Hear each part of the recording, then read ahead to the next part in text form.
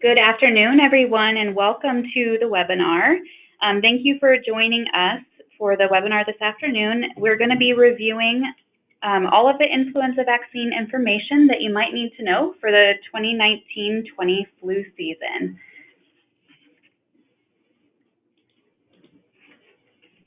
So just a couple of reminders as we get started. Everyone's going to be muted throughout the webinar. That will just minimize any background noise that we might encounter. You'll be able to use the GoToTraining control panel to send us questions through the chat feature at any time throughout the webinar. We're going to hold these questions and cover as many as we can at the end of the webinar. And any that we can't answer, we will develop an FAQ that answers each of the questions, just in case we aren't able to get to all of those this afternoon. We are recording the webinar today, and it will be available through the link that's shown on the screen here. And after the webinar, you'll receive a follow-up email that includes a link to the training slides and a link to the evaluation. We encourage everyone to complete the training evaluation, and for those who wish to obtain continuing education credits, you're required to complete that training evaluation. We will also provide instructions for obtaining CEs at the end of the webinar today. So for anyone who is new to using GoToTraining, I'm just going to briefly cover how you use your control panel. So the arrow in the orange square at the top of your control panel will maximize and minimize your navigation pane, depending on whether you want to see the screen that we're sharing or if you need to type in a question or comment. Just know that you can kind of collapse and expand that. For any questions you have, you'll use the chat box at the bottom. Just type in your question, then select the audience you want to send it to and click the send button. You should also see a materials section in your control panel, which you can use to download the training slides for today's webinar. And again, you'll receive a follow-up email afterward that will include a link to access the slides as well. So let's introduce you to your trainers today. We're all from the Office of Immunization and Child Profile at the Washington State Department of Health. First up, we'll have Jackie Stockdale, who is a data and response coordinator and works in our vaccine management section. Then we have Trang Koost, who is an immunization nurse consultant with our clinical and quality assurance section. And my name is Nicole Frito, and I am a training and outreach coordinator with the Immunization Information System, or IIS section. And we also have Angela Roberts here with us to help field questions at the end of the webinar. In today's webinar, we will cover need-to-know information for this flu season. First, Jackie's going to review the flu vaccine products that are available through the Childhood Vaccine Program. Then Trang will summarize flu vaccine recommendations and common vaccine administration errors. She'll also describe the Washington thimerosal law and how this relates to flu vaccine products. And then lastly, I will cover how to order, receive, document, and troubleshoot flu vaccine inventory issues in the IIS. Before we start the presentation today, we would like to disclose that the planners and speakers for this activity have no relevant financial relationships with any commercial interest pertaining to this activity. Information about continuing education hours will be available at the end of the webinar. Now I'm going to hand it over to Jackie to review the flu vaccine products that are available this year through the State Childhood Vaccine Program. Hi everyone, this is Jackie, and I'll be going over the products and their availability for this flu season.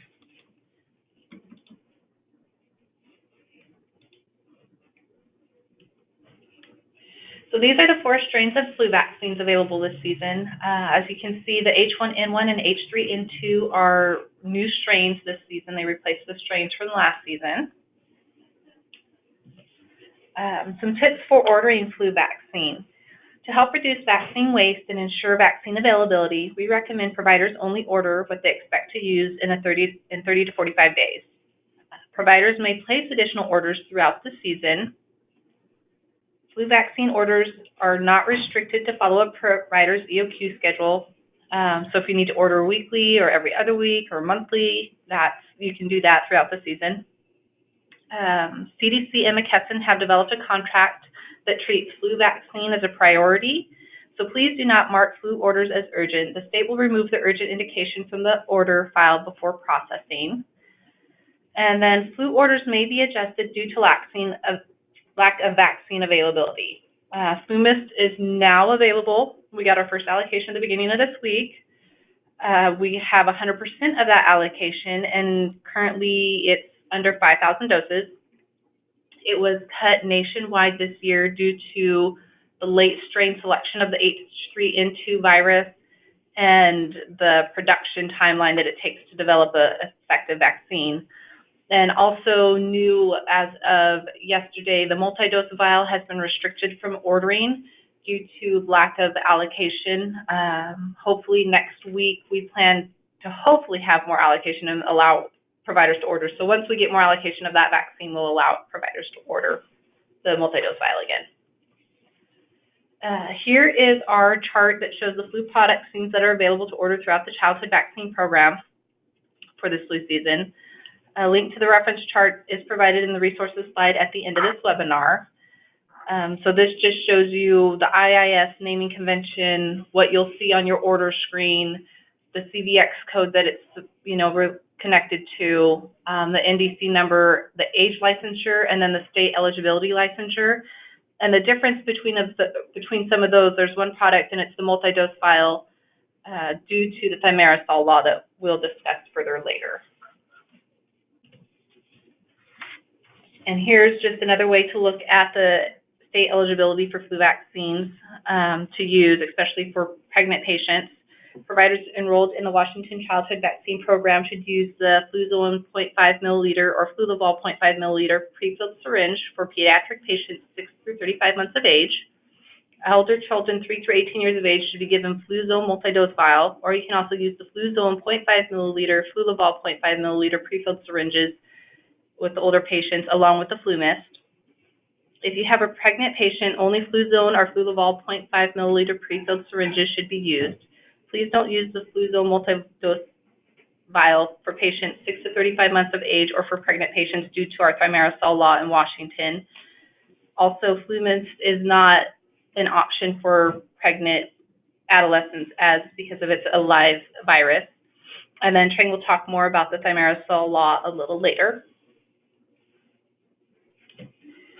And then again, another way of looking at the flu vaccines and the age groups and specific indications.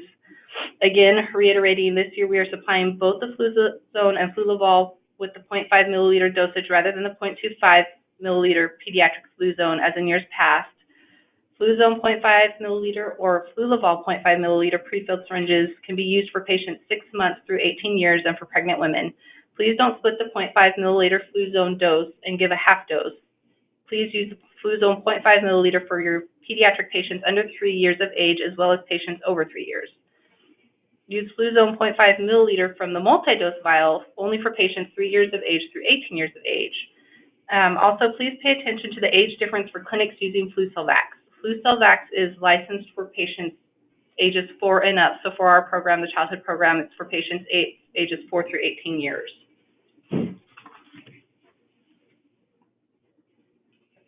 Question?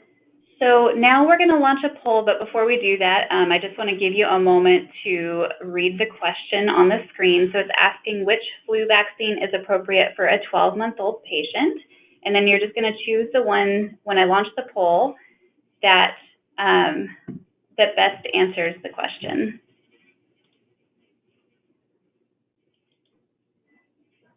So you should be able to see the poll open on your screen now. We're just going to pause for a moment to allow people to respond.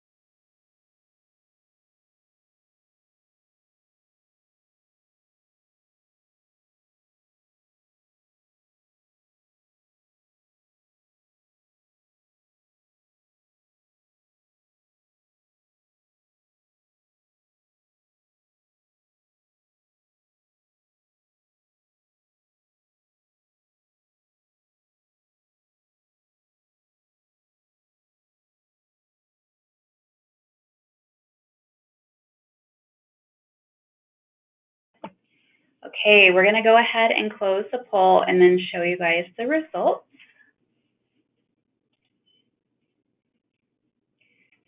So you should be able to see on your screen, it looks like the majority did answer the question correctly. And the answer that was correct was E, so A and B only. And feel free to chat in if you have any questions about the way that you answered that question, if it was different than what we had here on the screen. Just give me a moment while I close our poll.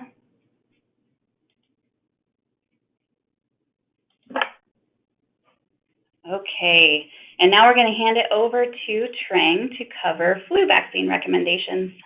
Hi, everyone.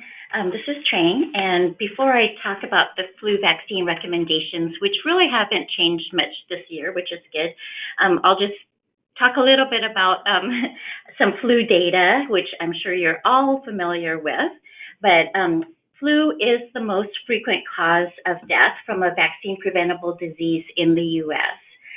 During last year's flu season, there were an estimated 647,000 hospitalizations and about 61,000 deaths.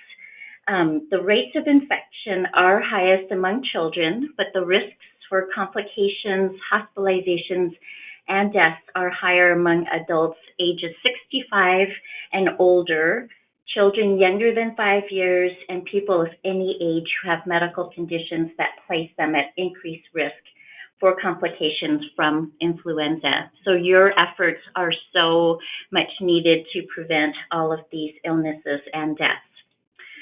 So flu vaccine is recommended annually. I'm sure you're all aware, for everyone ages 6 months and older. Vaccination should be started before the onset of flu activity, preferably by the end of October. And all pregnant women should receive flu vaccine, and they can get it at any time during the pregnancy. But as Jackie mentioned, please do not give FluMist during pregnancy since it's a live vaccine. And I have on this slide a link to our main DOH flu webpage. If you click on this link, if you've already downloaded the slides, you can get to our flu page. There's a lot of great resources available on our page. So just a few vaccine administration reminders. So thanks to Jackie for already clarifying the flu vaccine dosing changes this year with Fluzone. We've been getting lots and lots of questions about Fluzone, especially the 0.25 milliliter versus 0.5 milliliter. So at least this year, through our childhood vaccine program, you don't have to worry about the different dosing that's available for Fluzone or Flulavol. Just make sure that you give Fluzone 0.5 milliliters or Flulavol 0.5 milliliters, and don't cut the dosage in half and give 0.25 milliliters. I know that it's a very, you've done this for so many years in the past, it's really hard to get beyond it, but 0.5 milliliters is the dosage for this year for Fluzone and Flulavol. So if there are more questions, I can definitely answer questions at the end. So injectable flu vaccines can be given at the same time as any other vaccines, or at any time interval before or other vaccines. The main thing is the live vaccines. So if you're using FluMist, you need to give FluMist at the same time as other live or inactivated vaccines. If you do not give the FluMist at the same time, then as another live vaccine like MMR or varicella vaccine, then you do need to wait at least 4 weeks or 28 days between live vaccines. So on this slide, I'm including a screenshot of a patient, and this is actually a question that we received recently, of why is the MMR and varicella doses given on November 21st, 2013 invalid, as you can see with that red X. So the reason the MMR and varicella doses are invalid is because a FluMist was given on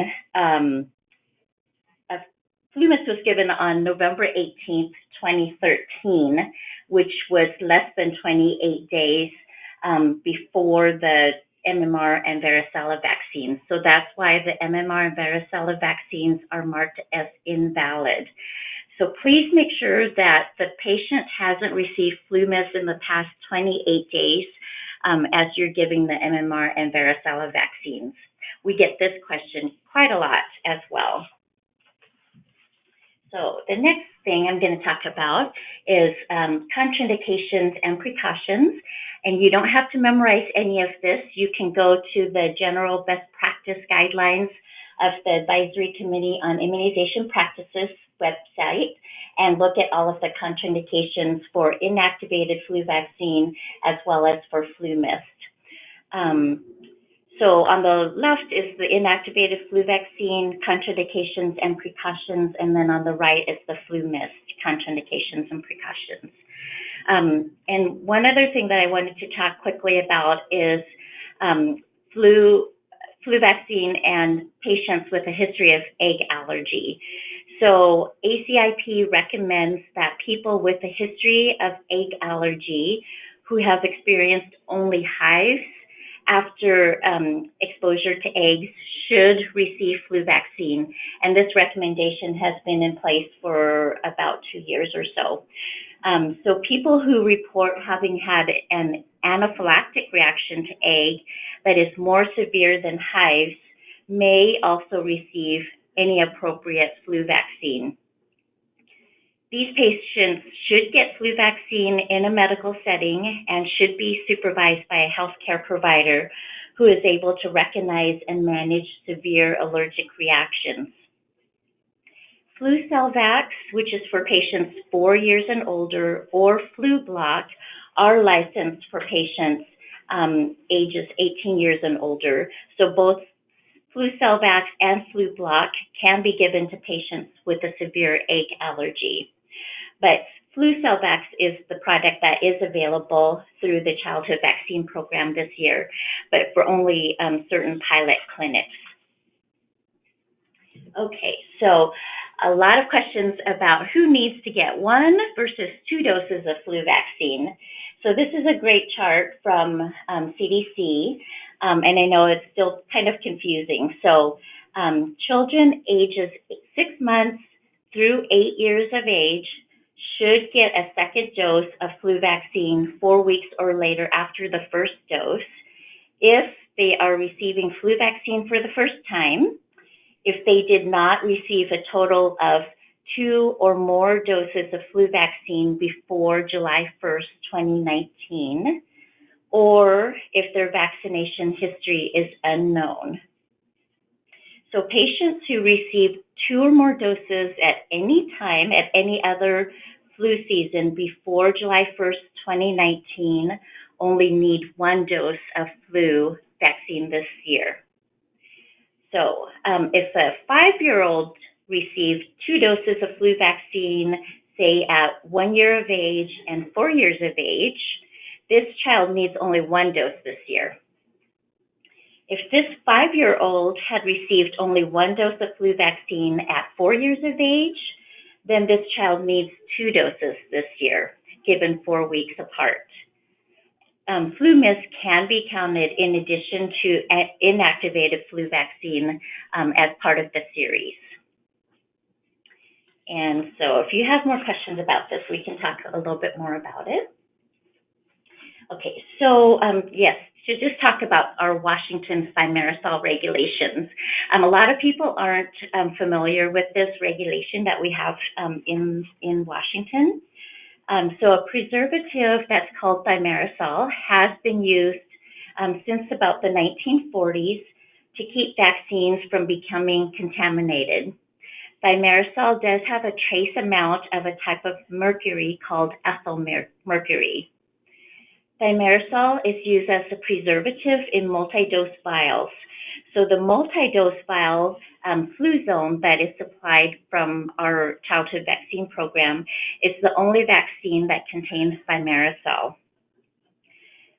So Washington has a thimerosal law in which pregnant women and children under 3 years of age should not be given thimerosal-containing vaccines. So it really applies to the multi-dose Fluzone. So please use only Fluzone or Flulavol 0.5 milliliters pre-filled syringes for pregnant women and children under 3 years of age. Do not use the multi-dose vial for these pregnant patients or children under 3 years of age. Okay, so I just wanted to talk really quickly about preventing shoulder injuries, especially related to flu vaccine administration. The Vaccine Adverse Events Reporting System shows that there are shoulder injuries that are related to vaccine administration, and there's been increasing numbers of reports related to shoulder injury. Improper vaccine administration can result in shoulder injuries such as shoulder bursitis and tendonitis. Symptoms include shoulder pain and limited mobility after injections. To make sure that you prevent shoulder injuries from occurring relating to flu vaccine administration, please use the correct needle. A 22 to 25 gauge needle can be used depending on the patient's size. The needle length should be long enough to ensure that the injection occurs in the muscle mass. Make sure that you're locating the correct site of injection. So use the deltoid muscle of the upper arm for adults and older kids, and correctly identify the injection site, as you can see designated in the upside down triangle in the image on this slide. In adults, the midpoint of the deltoid is about 2 inches below the acromion process, or the bony prominence on the shoulder, and above the armpit in the middle of the upper arm. Administer the vaccine correctly by injecting the vaccine into the middle and thickest part of the deltoid muscle. Giving the injection too high on the upper arm may result in this shoulder injury that's being reported frequently. And then insert the needle at a 90-degree angle and inject all of the vaccine into the muscle tissue. And there's the CDC flu vaccination infographic is linked here on this slide so that you can get all of this information at this webpage. Okay, so then we are going to ask you the second review question. Is this true or false? And Nicole's going to go ahead and launch it. A 2-year-old patient has received only 1 flu vaccine dose last year. This patient needs 2 flu doses this flu season. Is this true or false? So we'll give you a few seconds to answer.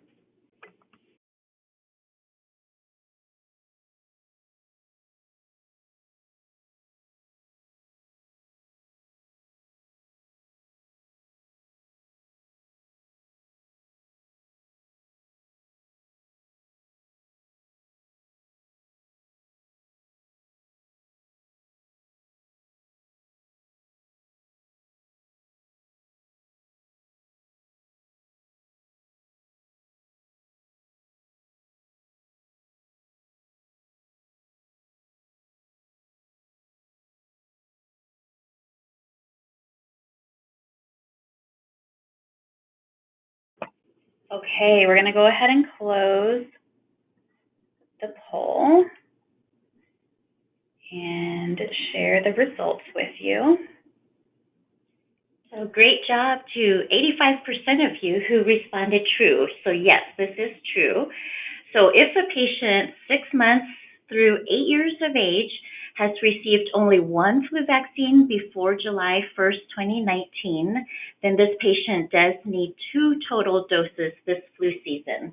And somebody actually asked a question today, can I use FluMist for both doses? And you can, or you can use FluMist or a combination of FluMist and an injectable flu vaccine. So, but 2 doses for these patients. And so Nicole is next to talk about the immunization information system. All right, so I'm going to start by just doing a quick review of ordering flu vaccine. And for those of you who have already been ordering, congratulations, because you got a head start, and I'm probably just reviewing information that you may already know. We just like to make sure we give you, all the details that you need to be able to kind of manage flu vaccine throughout the season.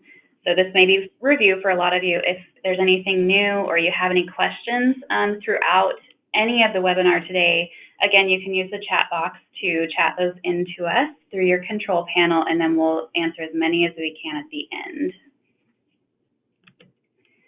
So for ordering flu vaccine, when you're ready to order, and there's actually a flu order set there for you when you go into your order screen, the way that you're going to get or navigate to ordering is to select Create View Orders under the Orders and Transfers heading in your left navigation menu after logging into the IIS, of course. The next thing you would do is select your 2019-20 flu order set, which is shown where the arrow is out on the screen here. So it's showing that selected. And that's from a drop-down menu. You should have two different order sets. You just want to choose the one that says flu. And then you're going to click the Create Order button. Or I'm sorry, I said that backwards. You want to click the Create Order button on your Create View Order screen and then select your order set for flu. And then you will enter the information that's sort of outlined in this red box down here. So for your first flu order of the season, your doses used last month is going to be 0, and your physical inventory should be 0 too. But in future orders, you would use the doses used last month from your doses administered report, and the physical inventory would come from your physical counts of your inventory in your clinic. And then the last piece you would fill in would be your order quantity. And you might notice on the screen here, I'm showing, this was like a screenshot from a little earlier on in ordering, but you could see that at the point when this provider would have been trying to place their order, they only were able to order the Flulabal at that point, because that's the only one where they had a field here. As flu vaccine becomes available, then you're able to see those little order quantity fields for each of the vaccines in your order set. Once you've filled in all of that information, then you would just click Submit Order. And again, I want to touch on something that Jackie said earlier, but please do not mark these orders as urgent, since that will be removed anyways. They're already a priority order and are as expedited as possible. So just ignore those fields on your order screen. Once the flu vaccine arrives in your clinic, the way that we recommend doing this, just to make sure that you receive your order in the system as soon as possible, is that you unpack your shipment immediately and put it in your fridge so that you're maintaining the cold chain for the vaccine. And before you start giving that vaccine, so before you're administering it to anybody, the next thing you want to do as soon as possible, once it's in your fridge, is to log into the system and receive your order, because that's how you're going to add it to your inventory. So you get to the place where you would receive vaccines through the same steps as we covered for ordering. So you would go to Create View Orders under your Orders and Transfers heading in the left menu. And then it will show you on your screen under Inbound Orders any orders that are in process. And if you see a status of approved or shipped, those are typically the ones that you would have received in your clinic. And you can just click the select arrow to open the Receive Order screen. Once you get to there, you're just going to fill in the receipt quantity. So this is the number of doses that you received in that order that came to your clinic, and it should match the shipped quantity as well, but we basically are just having you confirm the number that you received. And then you may or may not have to fill in the manufacturer, lot number, and expiration date. Sometimes that information is pre-filled for you, sometimes it's not. The important thing to keep in mind is if that information is filled in, you want to very closely double check the information before you click the Receive button. Because if there's any editing you need to do, like maybe you see the wrong expiration date or lot number there, you can edit those before you click that Receive button. The reason I'm trying to kind of like remind you to do that is because we often see issues with the way that people are receiving vaccines, and we want to make sure it gets added to your inventory correctly so that when you start administering it and documenting those vaccines, you're not going to run into as many decrementing issues. So once you filled in all the details, you just would hit the Receive button, and that is what is going to add it to your IAS inventory, which is displayed on the reconciliation screen in the system.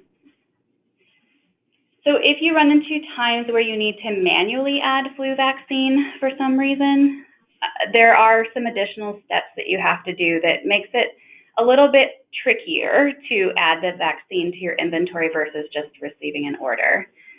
So you're going to go to a different area, too, of the system when you do this. So you would select Search Add from under the Lot Numbers menu heading in your left navigation menu.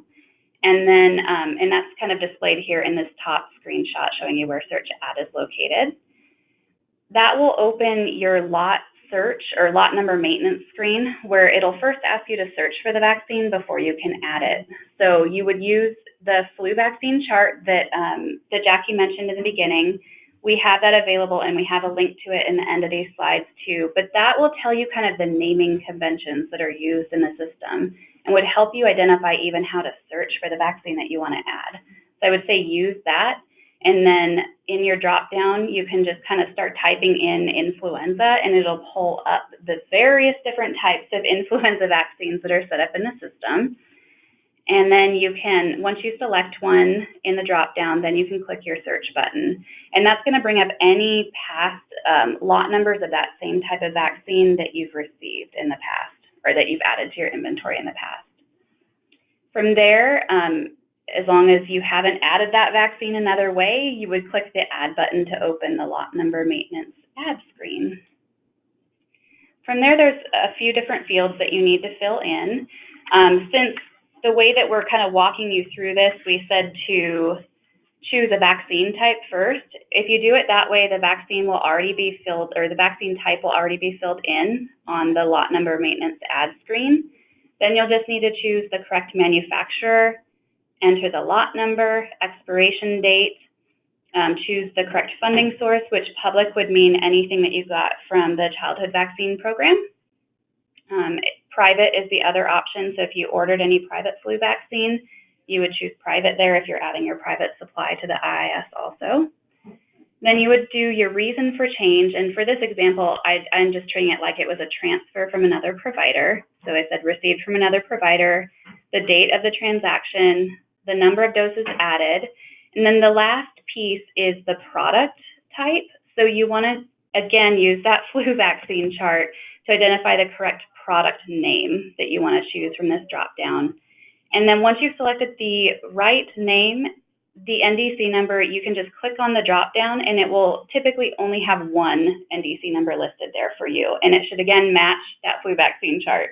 So if you, as long as you're kind of following along and you have that as a reference, if you're trying to manually add vaccine, hopefully you shouldn't run into as many issues. There's just a lot of different pieces of information that you need to fill in this screen. And then you click the Add button, and it will add, as long as there's no issues with what was entered in there, it will add that vaccine to your inventory. So one thing I wanted to cover, because I think it's really tricky to understand, and it's important for both when you manually add vaccine to your inventory and also when you're documenting vaccines, is the difference between product names and vaccine names. So in the IAS, each flu vaccine, and actually each vaccine in general, has like two things. It'll have a product name, which is kind of this first thing that's highlighted, and that's going to indicate the specific formulation of vaccine. And so if we look at the Fluzone Quad preservative-free here, we can see that the product name is actually Fluzone 0.5 ml single dose, ages 6 months plus 1920. And the 1920 is kind of key because that tells you that's the product for this season. So that's one way to kind of differentiate between the many different product names of flu vaccine that are available in the IAS. The next thing is the vaccine name, and that's going to indicate the specific type of vaccine that was given. So if we use that same example of Fluzone Quad preservative-free here, the vaccine name, or the more generic name for that vaccine, is influenza injectable quadrivalent preservative-free. Another thing that kind of distinguishes between product name and vaccine name is there could be the same vaccine name, so like influenza injectable quadrivalent preservative-free, that's tied to more than one product of vaccine. So you can see that same name is tied to both Fluaval 0.5 mil and Fluzone 0.5 mil. So that's another thing to be aware of. And I just tried to highlight here that different information. This is directly, again, from that flu chart that would help you differentiate how to name the vaccine and what that product is actually called in the system. So next up, we'll talk about documenting administered vaccine. So if it's really crucial to document administered vaccines correctly, and I think there's an added an added element of trickiness, I think, when you have an interface where you're documenting in your electronic health record and it's sending that data to the IIS, because some of these details that need to be documented correctly are kind of hidden from you when you're documenting in an EHR. But the reason it's so crucial to get this information right is so that you don't have as many discrepancies between your physical inventory counts and what you see as your quantity on hand in the reconciliation screen of the system. So these are kind of the details that need to be correct, and I tried to give you kind of a side-by-side example of each of these. So vaccine type is a really important one. And again, that's going to kind of correspond to what I said was the vaccine name, so vaccine name or type. That is coded as what's called a CVX code in your EHR. So your vendor or an EHR lead would just want to make sure, and hopefully this has already been done, but would want to make sure that you have all the correct CVX codes for this season. And there's always new products and stuff coming available, so it's really important to keep those code sets up to date in your electronic health record. Then you would have the lot number, and again, that's going to be from the box. I didn't say that initially, but that's going to be where, like when you're receiving an order, typically if the information is pre-filled into your ordering screen, it's going to include the lot number from the box, and so that's the lot number that you would want to document as well. So a lot of times there's different lot numbers on files versus the box. Just keep in mind that it needs to be the one from the box that you're documenting. And then you'd have manufacturer, which needs to match what you have in your inventory in the IIS as well. So you may see names of manufacturers in your EHR, or you may not. There's also codes attached to each of those. So in this case, Sanofi Pasteur, the shortened code for them is PMC. So again, just making sure all that coding is up to date is really important. Facility ID, this is basically what tells the information being sent from your EHR what facility that vaccine was actually administered in. And this is critical to linking what you're documenting to your inventory in the system. And typically you would notice big discrepancies if there's any issue with the facility ID, because it would mean that nothing is being attached to the right facility potentially. And then the last two pieces are patient eligibility, or the VFC eligibility status, and funding source. And so this is just an example, like if the patient was uninsured and they're under 19, they would be VFC eligible uninsured, and then there's codes associated with eligibility. And funding source might be something like publicly funded VFC. If you guys are even able to document that, not everyone can at this point. But if you are documenting it, that's another piece that's looked at for inventory decrementing purposes. So for direct data entry, I think it's a little bit easier when you're doing direct data entry in the system. So the way that would happen, so direct data entry versus an interface just means if you are logging into the IIS and entering vaccines on patient records, that's direct data entry. If you're just documenting in your electronic health record and sending that information to the IIS, that's an interface, just to differentiate those two. So when you're doing direct data entry, you have to search for a patient first, and then click on vaccinations, and then view ad in the left navigation menu. And that will get you to the screen that's kind of shown in the screenshot right here on the right. You would locate the name of the flu vaccine that you want to document from the list that's shown on the view ad screen. And all of the childhood flu vaccine products that Jackie talked about today are shown on the view ad screen. You don't have to search for them in the drop down that's at the bottom of the screen. So they should all be there for you. If you give vaccine to adults and you're documenting like privately supplied adult flu vaccines, they may not, all those choices might not be shown on the view ad screen. You might have to there's a drop down at the bottom of the view ad screen that lets you choose additional types of vaccine that you might be administering. So once you identify the type of vaccine, and again, you can use that handy-dandy flu chart to do that, you would just document the date that the vaccine was administered in the field to the right of it, so the text field, and then you would click Add Administered, that button at the bottom of the View Ads screen. And then we'll go on to the next thing, but I just wanted to show you here, so like the flu vaccine chart, see how it's called influenza injectable quadrivalent preservative free. It's called the same thing over here on the View Ads screen when you go over there. So that's kind of how you could use that chart to help you out if you're documenting directly in the system. Once you have gotten the date added next to the right kind of flu vaccine, then you'll go on to the vaccination detail ad screen. For any of you who are managing inventory in the IIS, you can, and we would recommend doing it this way, use the click to select link that's over here, and that will pull up anything that you've received into your inventory in the IIS that matches the type of flu vaccine that you're documenting. So if you do that, if you do the click to select and you don't see anything come up in this little pop-up box that says select lot number up here, that means, like, it could mean one of two things. Either you selected the wrong vaccine name on the View Ad screen initially, or it could be that you have an order that's still sitting out in the IIS that needs to be received and added to your inventory, because it's only going to show the lot numbers that are active on your reconciliation screen when you try to document a vaccine this way. So once you find the right lot number that you want to document, you just click the little arrow, and then it will fill in the details on the vaccination detail ad screen.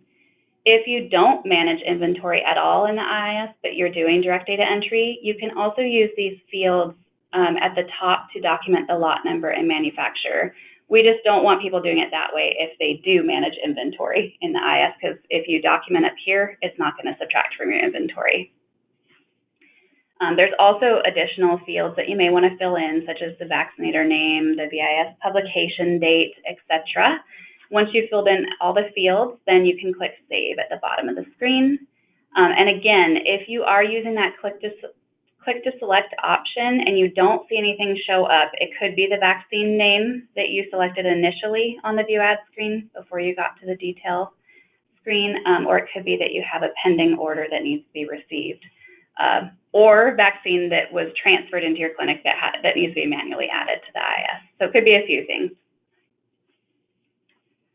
So as far as editing vaccination records, so if you do run into issues where you have inventory discrepancies and you're trying to troubleshoot what happens and you identify what caused that dose to not decrement, if it's the vaccine name or type or the date administered that's incorrect, that information cannot be edited because they're both required fields in the vaccination details screen that we were looking at on our last slide. If that information is incorrect, it has to be deleted, and then the vaccine has to be re-entered under the correct vaccine type. Depending on how an organization's interface is set up, you may be able to delete that vaccine from your EHR and then re-enter it in your EHR, and it would send that updated information to the IIS. But every interface is a little different, so you would have to find out if you're able to do that or not. If you can't, you can delete it from the IIS directly and re-enter. If the lot number or manufacturer, those details are incorrect, you can actually edit that. And again, you can go through those steps to use the click to select link to choose the correct lot number from your inventory. And when you say save, then it would subtract that dose that you've edited from your inventory. So we just wanted to go through some of this today because documenting the wrong vaccine name or type is a really common mistake that causes inventory decrementing issues, specifically for flu, because there are multiple different products and names at play in the system. Now I'm going to go ahead and launch our last poll and let you guys respond to that one.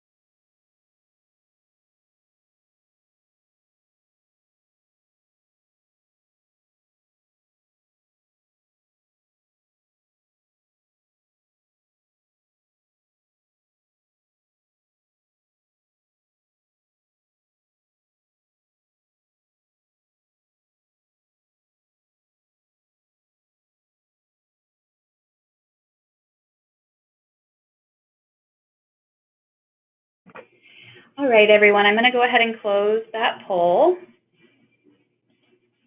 and share the results. So it looks like this one might have been a tricky question for you all. So a little more than half said true and a little less than half said false. The correct answer for this question is false. So in the last slide, and it could have just been the way I worded this question too that I made it a little bit tricky, but if you document the wrong type or flu vaccine name on a patient's record, you cannot edit that information in the IS. That's a case where you would have to delete and then re-enter the information. I'll go ahead and close that for us now so we can move along in our slides and get to questions too. Again, correct answer was false for that one. And then on this slide, we gave you a lot of different flu resources. So right there at the top is that one I keep referring to, or that we referred to multiple times today throughout the webinar. That's the flu vaccines at a glance chart. And it has just all those details that you might need to know related to coding for flu vaccines. And then we also have an IS Common Codes Guide. So that top one is just going to cover the state-supplied childhood flu vaccines. We also have coding and naming information in the IS Common Codes Guide that will include other flu vaccines. It includes pediatric and adult vaccines, travel vaccines, and flu. So it's pretty comprehensive. And then we also included links to some of the items that Trang covered through her slides. So there's the ACIP influenza vaccine recommendations, the Department of Health flu webpage that provides great flu resources for healthcare providers, including flu activity tracking information. The flu vaccine hesitancy and flu vaccine discussion flyer uses the declare, affirm, advise method to recommend flu vaccines to your patients and provides answers to commonly asked questions about the flu vaccine. And then we didn't cover antiviral recommendations today, but we do provide the link to the CDC recommendations on this slide. So one little quick plug, because we're trying to get the word out as much as possible, is that there are some changes coming related to the way that you log into the immunization information system. So all users are going to need to have a secure Access Washington or SAW account to log into the IS, and we anticipate that that's going to happen later this fall. So what we're asking people to do right now is just simply set up a SAW account if you don't already have one. If you have one, there's nothing more that you need to do at this point. Kind of the next steps are that once you have a SAW account, we'll provide you instructions to connect your SAW account to the IS. There's kind of an additional step in SAW where once we've actually made this transition fully, you'll be able to add the IS as a service to your SAW account. And then all users, like once that has all happened and we've communicated those instructions, we'll transition users to logging into the IS through a SAW account. One thing that's not covered on this slide that I think may be really helpful to know is that you still need an IS login in addition to your SAW account. So what will happen, to kind of give you like a preview, is that you would have a SAW account, you would log in there. Once you've added the IS as a service, it would give you a way to get to the IS login page. So you're going to have to log into SAW and the IS. That's basically how it will work. So if that helps answer any questions about how this is going to look once we've fully transitioned, that's what we anticipate and know right now. And then Trang is going to cover a few reminders related to continuing education, and then we will go through questions. Great, thanks, Nicole. So nursing continuing education is available. 1.0 contact hours are available through the Montana Nurses Association. Please send me an email to trang.coos@doh.wa.gov to request the certificate of completion that includes the contact hour information. You will be getting an email after the webinar with a link to the evaluation. The evaluation is required before you can get that certificate of completion. So the link will be sent to you if you registered for this webinar. If you're sitting with a group of people watching this webinar, you can still click on the evaluation link found on this slide and complete the evaluation and then send me an email to request the certificate from our office. Continuing education is also available for pharmacists and medical assistants. So for pharmacists and medical assistants, please send me the email to request the certificate. Specifically for medical assistants, we send you a certificate of completion, but then to obtain the continuing education units, you will need to email the certificate of completion to this email address down at the bottom of this slide. And then you could get the 1.0 administrative continuing education unit for medical assistants. And then new this time is continuing education for health educators. This CE is only available for attending the live webinar though. So you do need to complete the evaluation online and then send an email to Ty, who is at the Department of Health, to get your certificate. So his email address is here on this slide. And I think that's it. If you have any questions, please send me an email. And then we also have a link to our webpage for more information. All right, so I think we're ready to answer some questions, and feel free to keep typing those in. We'll be here until 1 o'clock, so feel free to keep sending them in. And just give us one moment while we look through the questions.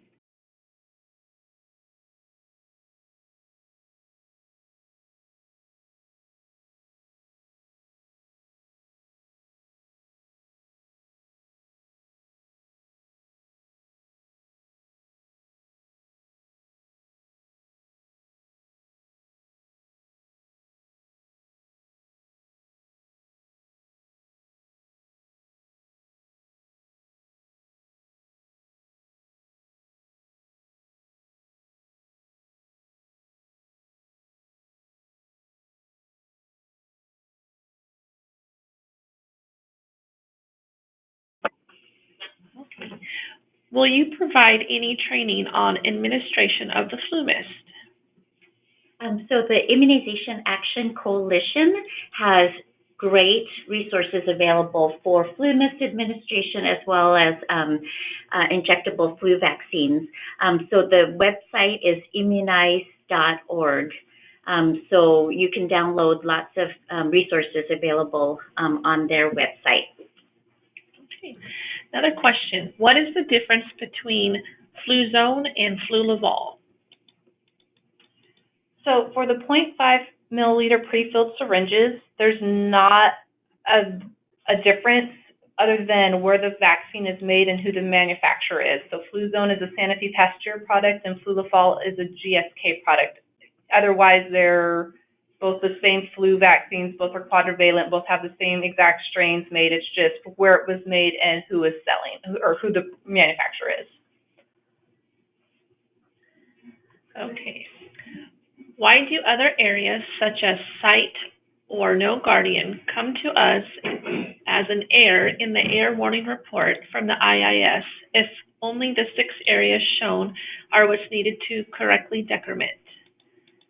Do these other elements have a downstream effect if they are not documented?